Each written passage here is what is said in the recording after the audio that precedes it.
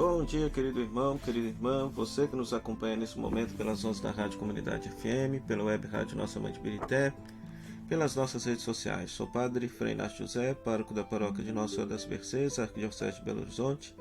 Seja bem-vindo ao nosso programa Pão da Palavra. Hoje nós estamos celebrando o 33º domingo do tempo comum, no qual Jesus nos afirmará que o céu e a terra passarão, mas que suas palavras não haverão de passar. Na primeira leitura nós temos Daniel, capítulo 12, versículo de 1 a 3, texto este que nos fala da ressurreição no último dia. Nos últimos dias se decidem a vida e a morte. O livro de Daniel, que foi escrito por volta de 165 a.C., imagina que os justos, cujos nomes estão no livro da vida, mesmo os que dormem no pó da terra, eles viverão.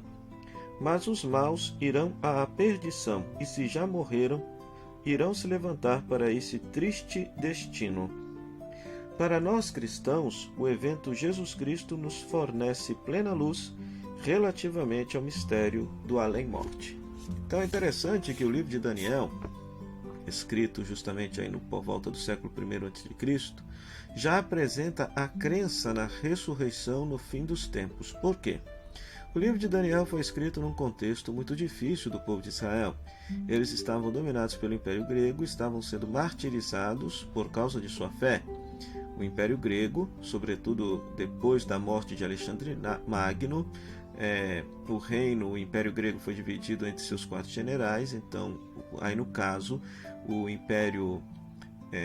general Seleuco, de onde vem a dinastia dos Seleucidas, que vai dominar o povo de Israel. Então, um imperadorzinho chamado Antíoco Epífanes IV vai decretar a perseguição religiosa e a proibição da religião judaica. Então, muitos haverão de ser martirizados, haverão de morrer. E daí surge aquela questão: puxa vida, sou fiel, sou temente a Deus, sofro na minha carne por meu Deus. Será que Deus um dia não haverá de responder na minha própria carne tudo aquilo que eu estou sofrendo? E daí nasce a fé na ressurreição. Nasce a fé na ressurreição e na vida eterna, né? Porque até este momento, pelo que se sabe, não se tinha a crença na vida eterna da parte do povo de Israel. Mas é justamente por causa desta situação de perseguição, dessa situação de martírio, que nasce a fé da ressurreição. Essa esperança, de certa maneira, aparece no Salmo 15:16, onde o fiel, o orante, deixa bem claro a ideia: Deus não haverá de deixar os seus amigos, os seus justos, na morte. Ele haverá de lhes dar a vida. A segunda leitura, Hebreus capítulo 10, versículo 11 a 14 e versículo 18, nos fala do sacrifício definitivo de Cristo. O sacrifício de Cristo nos capacita para servir a Deus com uma consciência pura, conforme está lá em Hebreus 9:14. Esse sacrifício se distingue de todos os do Antigo Testamento, porque sua validade é universal, é uma vez para sempre, não precisa ser repetido. Também não existe consumação além daquele que Cristo operou.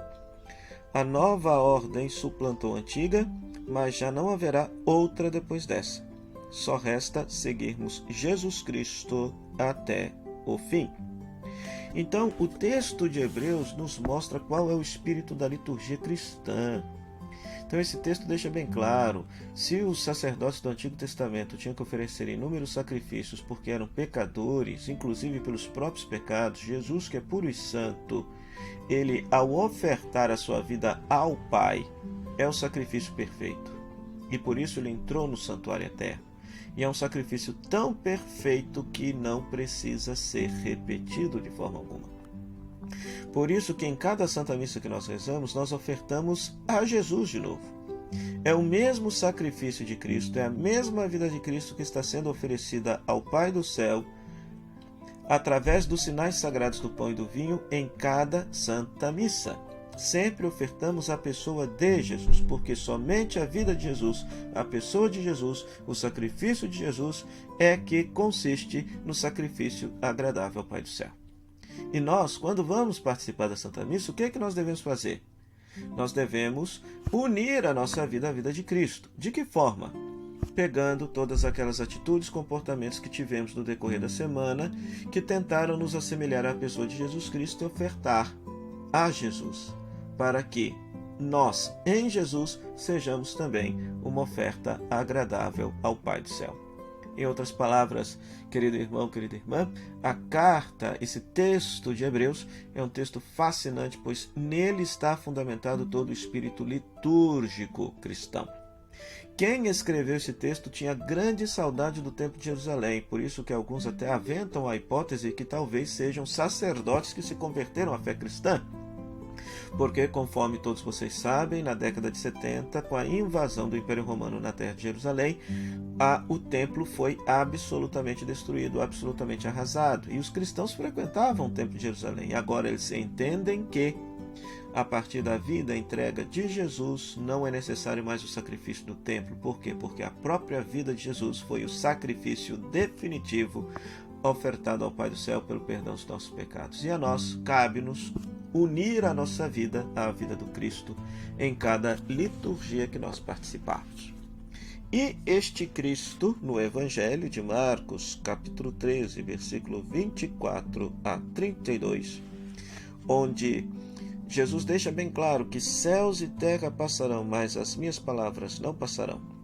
Este texto de Marcos, capítulo 13, na verdade, o capítulo 13, enquanto tal, é uma coleção de sentenças apocalípticas de Jesus e dos primeiros cristãos sobre a destruição de Jerusalém e o fim do mundo. Dois acontecimentos que, na perspectiva de então, pertenciam à mesma realidade. À mesma realidade. Então, é interessante notar que, como quem está escrevendo o texto, quem escreve o texto são pessoas que são judeus convertidos ao cristianismo, provavelmente. E eles consideram Jerusalém o umbigo do mundo, a cidade mais importante de todo o universo. Então, a destruição do universo, a renovação do mundo, passa também pela renovação daquilo que é o umbigo do mundo, a cidade mais importante, que seria a cidade de Jerusalém.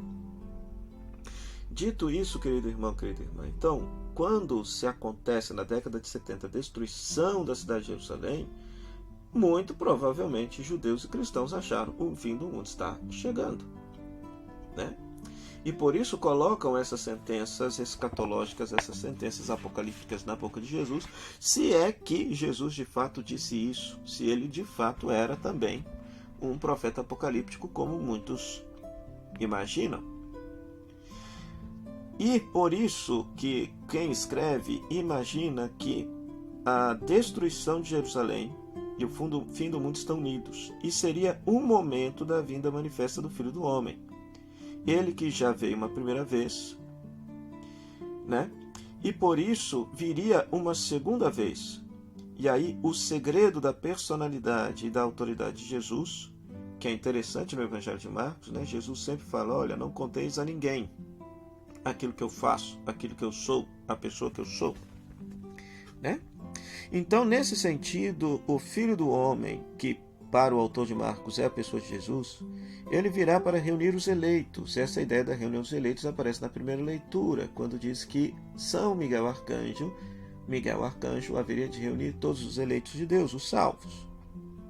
Então, o fim dos tempos é o tempo da colheita. É como quando a figueira deita folhas, anunciando a chegada do verão. Marcos insiste na proximidade, embora ninguém conheça a hora. Por que esse texto é colocado agora? Porque estamos celebrando o 33º domingo do tempo comum, o ano litúrgico está chegando ao fim. Próximo domingo, domingo de Cristo Rei, celebraremos o fim do ano litúrgico. O fim do ano litúrgico quer transmitir essa perspectiva da proximidade do definitivo. E por isso que é bom a gente pensar, nós não sabemos quando será o momento do definitivo de nossa vida, que é o momento de nossa morte, que para a tradição cristã é o momento do encontro com Cristo. Será que estamos preparados para este encontro? Será que nós estamos vivendo o Evangelho, praticando bem a solidariedade e a justiça, como forma de estarmos vigilantes para o encontro definitivo com o Senhor que nos vem ou com o fim da nossa vida que nós não sabemos quando será? Então, de forma alguma, esses textos aqui querem colocar medo nas pessoas. Todos esses sinais escatológicos, sinais no céu, conflito entre as nações, tudo isso é, na visão do autor, sinais da renovação e da transformação definitiva da história humana. E aqui eu ainda avento uma outra hipótese, meu querido irmão, minha querida irmã. Quando Lucas, o Evangelho de Lucas, o autor Lucas, o narrador Lucas, narra a vinda do Espírito Santo no dia de Pentecostes, que era uma festa judaica, na qual se celebrava a festa das colheitas, e também se celebrava a festa do dom da Torá, Moisés recebendo a Torá no Monte Sinai. É interessante que, segundo a profecia de Joel, o Espírito Santo só seria dado no fim dos tempos. Então nós cremos que o Espírito Santo, se é que o pensamento bíblico está certo, então o Espírito Santo veio, já foi derramado. Significa que o tempo escatológico, o tempo do fim, já chegou, já está entre nós. Dito isso, querido irmão, querida irmã, podemos pensar de modo coerente que a vida de Jesus, a vida, paixão, morte e ressurreição de Jesus, foi a intervenção definitiva de Deus na história humana. Portanto, cabe-nos apenas acolher a Jesus e praticar aquilo que ele ensinou para estarmos conforme a vontade de Deus. E dessa forma estaremos vivendo uma vida nessa expectativa escatológica, não tanto apocalíptica. Deixa eu definir essas palavras. A palavra apocalíptica significa justamente revelação. Então, se trata daquela literatura bíblica, trata-se daquela literatura bíblica na qual se imagina que Deus fará uma intervenção para já na história humana, para dissolver o mal presente no mundo e instaurar definitivamente o reino. Já a noção de escatologia diz respeito ao definitivo do fim dos tempos. Pois, se Jesus era um pregador escatológico, um pregador do fim dos tempos, e já se passam quase 2000 anos e nada do fim dos tempos chegar, do fim do mundo chegar, então talvez a pregação apocalíptica estivesse errada, mas não a pregação escatológica. Por quê? Porque em Cristo Deus interviu definitivamente na história humana. Não há que esperar uma nova intervenção, uma nova revelação.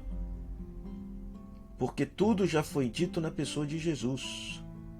Então por isso que devemos obedecer a Jesus, guardar a palavra de Jesus, praticar a palavra de Jesus, viver como Jesus, pois se assim o fizermos, estaremos vivendo a vontade de Deus em nossa vida. Até que um dia Jesus volte glorioso para definitivamente instaurar o reinado de Deus em todo o universo.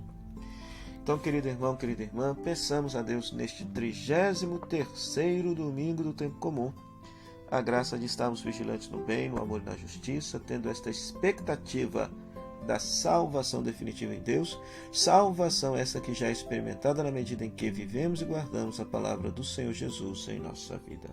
Para isso, oremos.